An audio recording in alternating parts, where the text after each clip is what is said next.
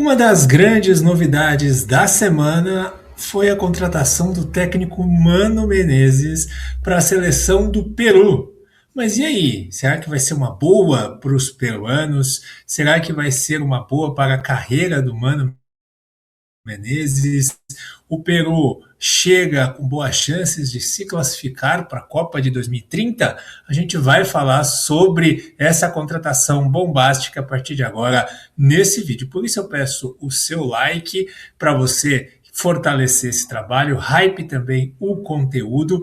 Claro, se inscreva no canal se você não é inscrito. Estamos pertinho dos 700 inscritos aqui no canal do Miguel Fortunato Futebol de Seleções.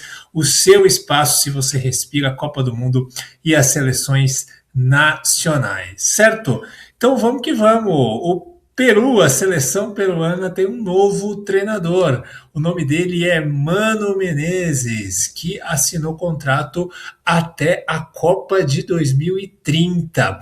O Mano recebeu, segundo ele, uma proposta da seleção da Tunísia também, mas a proposta dos africanos era para substituir o Trabelsi, né, que foi demitido após a eliminação para Mali na Copa Africana de Nações, e a proposta era para a Copa de 26. O Mano Menezes gostou mais do projeto dos peruanos, que é visando 2030, então vai ter a Copa América de 2028, as eliminatórias, e caso se classifique, a Copa de 2030. Eu não sei, perdão, não sei se vai ter Jogos Olímpicos, seleção de base, se vai ter mais alguma coisa inclusa.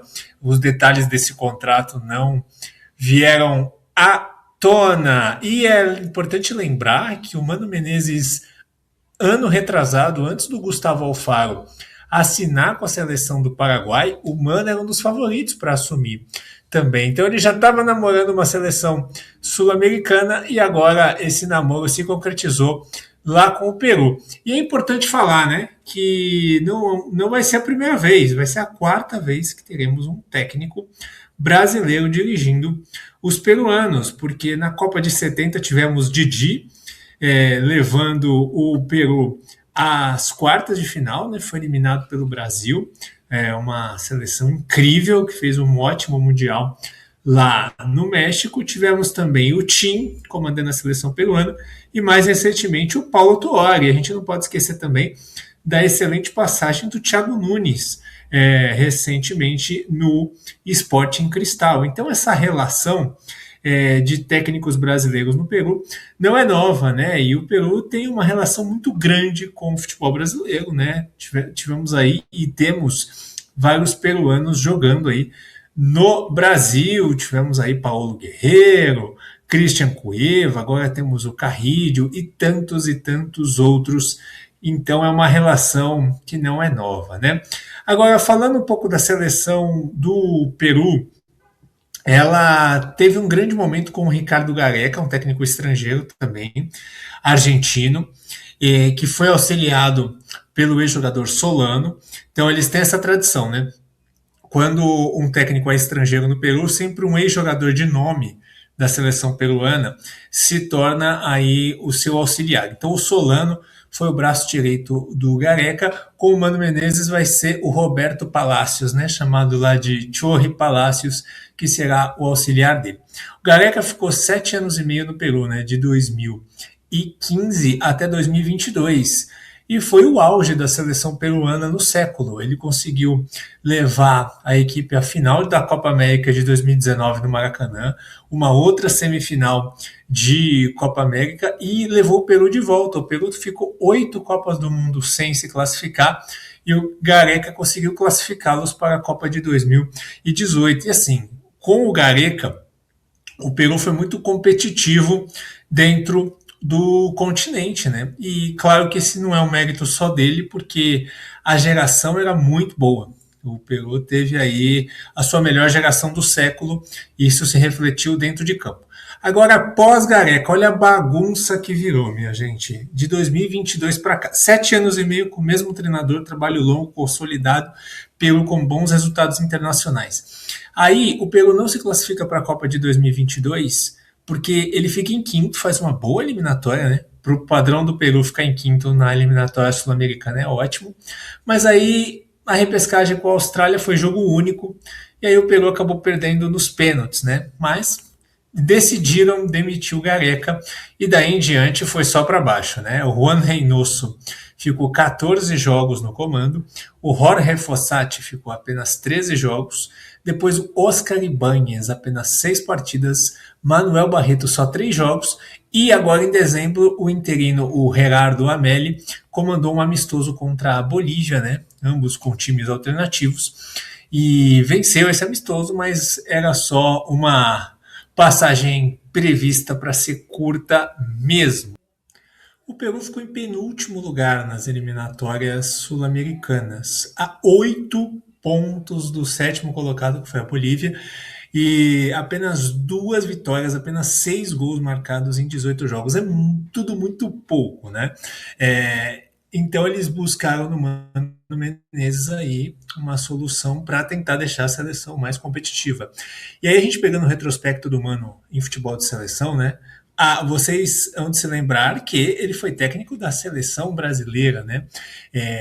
Ele teve uma boa passagem pela seleção, né? Logo depois da Copa de 2010. Ele foi substituído porque a CBF entendeu que para a Copa do Mundo em casa de 2014 precisava de um técnico de mais renome, como o Filipão. Mas assim, no geral ele foi bem. Ele teve 21 vitórias, 6 empates e 6 derrotas. O problema é que nos grandes jogos os resultados não foram tão bons, né? Ele jogou 3 vezes com a Argentina, perdeu um jogo por 1-0, um por 4-3, aquele que o Messi deu um show contra o Brasil, né? E teve um 0-0 num Super Clássico das Américas, onde o Brasil jogou muito melhor, mas aí eram só jogadores que atuavam dentro do cenário sul-americano, né? Não tinham jogadores que atuavam na Europa.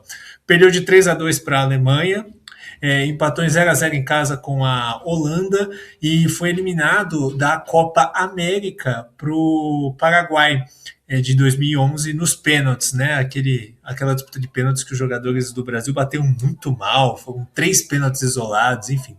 O Mano Menezes foi demitido depois da derrota na final dos Jogos Olímpicos de Londres, né? O Brasil ganhou todos os jogos naquela Olimpíada, mas perdeu a final para o México. Aí depois disso ele foi trocado pelo Luiz Felipe Scolari. O Mano Menezes tem uma coisa que ele vai precisar melhorar, que ele não fala espanhol, né? Ele já prometeu na coletiva de apresentação que ele vai melhorar o seu espanhol para poder se comunicar com a imprensa local e, obviamente, com os jogadores locais. O que eu achei interessante foi que ele falou muito da questão dos jogadores experientes, porque a seleção peruana, da data FIFA de setembro para cá, ela estava começando uma renovação. E aí os jogadores experientes estavam perdendo espaço para que os jovens entrassem. E aí você tem jogadores como Paulo Guerreiro, que tem 18 gols na temporada, fez, né, 18 gols na temporada 2025, está no Alianza Lima, com 42 anos, né? Os substitutos dele ainda não conseguiram se provar melhores na seleção. Você tem o Cueva, que tem só 34 anos, e é um jogador que está jogando lá no Juan Pablo II do Peru, mas é um jogador que caiu muito. Você tem o Carrilho, que joga no Corinthians, você tem o Advíncula. Então, o Mano Menezes disse que ele quer fazer a renovação, quer dar espaço para os jovens, mas ele quer que os jogadores experientes ajudem esses jovens a se estabelecer na seleção do Peru. E aí ele disse uma frase que é interessante: talvez esses jogadores experientes não cheguem na Copa de 2030, mas eles vão ajudar nesse processo de desenvolver os jogadores. Assim, o Peru tem pouquíssimo jogador experimentado, né? A grande maioria, para não dizer quase todo mundo, joga no futebol local, dos jogadores que estão sendo utilizados na seleção peruana. Jogador do Alianza Lima, como Jesus Castilho, como do Universitário, como Concha, né, que é o camisa 10 da seleção, do Sporting Cristal, do Cienciano, como é o Súcar, que é o centroavante que está sendo titular, enfim. Então, o Peru, ele precisa se renovar e o Mano Menezes pretende fazer essa seleção ser mais competitiva. Eu acho que pode ser uma boa para ele, porque o Mano Menezes ficou meio escanteado no futebol brasileiro, né? Ele já é um técnico aqui considerado de velha guarda, para alguns meio ultrapassado, não fez mais grandes trabalhos, né? Ele que é tricampeão da Copa do Brasil, ganhou 2 Séries B, ganhou alguns campeonatos estaduais, mas ele já ficou um pouco para trás no Brasil, principalmente com a chegada dos técnicos estrangeiros. Se ele conseguir fazer a seleção peruana ser competitiva, ele pode aí dar um up de novo na carreira. E para a seleção peruana, acho que um técnico competente, experiente, que sabe jogar bem fechado, que pelo nível da seleção é o que vai precisar fazer, né? Então eu acho que pode ser um bom caminho para os dois, lembrando que se nada mudar, a gente vai ter aí é, 3 vagas diretas e uma vaga na repescagem para 7 seleções na Copa de 2030, porque Paraguai, Uruguai e Argentina já estão classificados automaticamente, eles comem 3 vagas, então a gente vai ter 3 vagas diretas e uma na repescagem para 7 seleções. Vai disputar com o Brasil, vai disputar com o Chile, vai disputar com o Equador, com Bolívia, com Venezuela, com Colômbia. Não vai ser fácil para o Peru essa luta pelas vagas.